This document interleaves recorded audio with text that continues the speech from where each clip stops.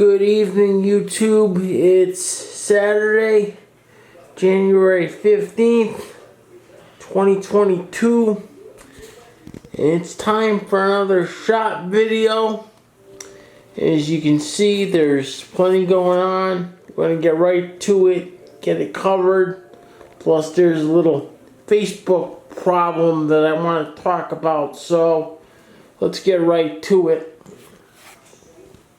As you can see here, we got more video work going on for a client who at one time was our high school boys basketball coach, and he was our coach from 1993 to 2010, and there is just a ton of videotape here. What I'm doing with these, I don't know if I discussed it in detail before, but what I'm doing with these is we're turning the tape into MP4 files that can be played on a computer. And it's a little bit of a job because it's excuse me. It's actually a two-step process. So, but we're slowly working through it.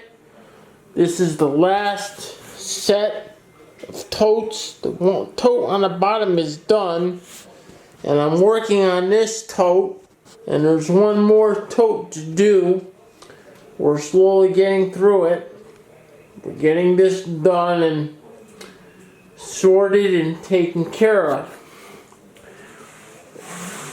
Then we come to this big iMac over here, and this is the iMac that had the drive failure that got sent out to Drive Savers in California, and the owner did elect to have them do what is known as the JPG only option, which means they recover picture files only from the home directory of the old hard drive that went bad in this computer. And that recovery is in the process of being done, and it will be coming back.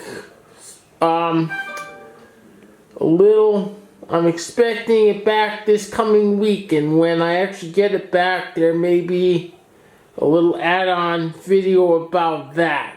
So that'll be interesting to see. I think I might have gone over the Drive Savers recovery before.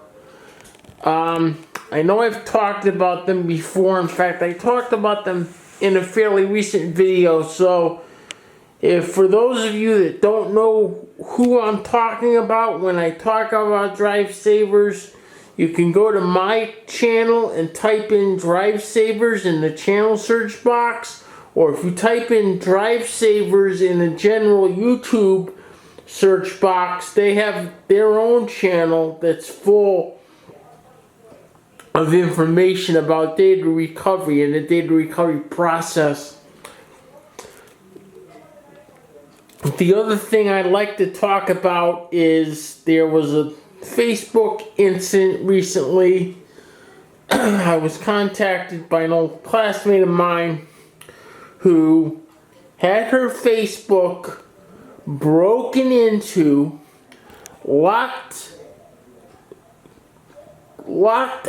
out of the account. She was then locked out of being able to recover her own account by the attackers, who then were able to get access to her cell phone number because it was in her Facebook account, and then texted her and held the account for ransom. Yeah, I'm not kidding, people. The account was literally held for ransom, and when I was told what was going on, let's just say the words that were uttered were not appropriate for this channel. Not a good situation. The best way to avoid this is everybody has a smartphone these days, and you really need to have two-factor authentication turned on for your account. Unfortunately, I don't have a lot of battery left, so I'm going to have to make another video on how you actually do that, but I will make that video and get that done. We'll get that out.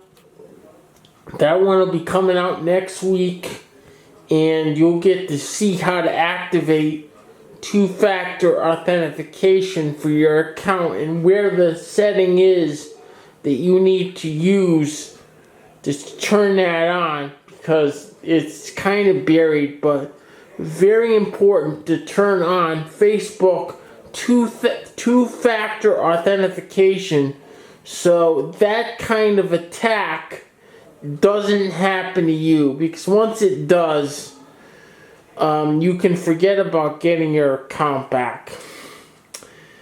As always, feel free to rate, comment, like, and subscribe. I'll see everyone next time. See you all soon. Bye-bye.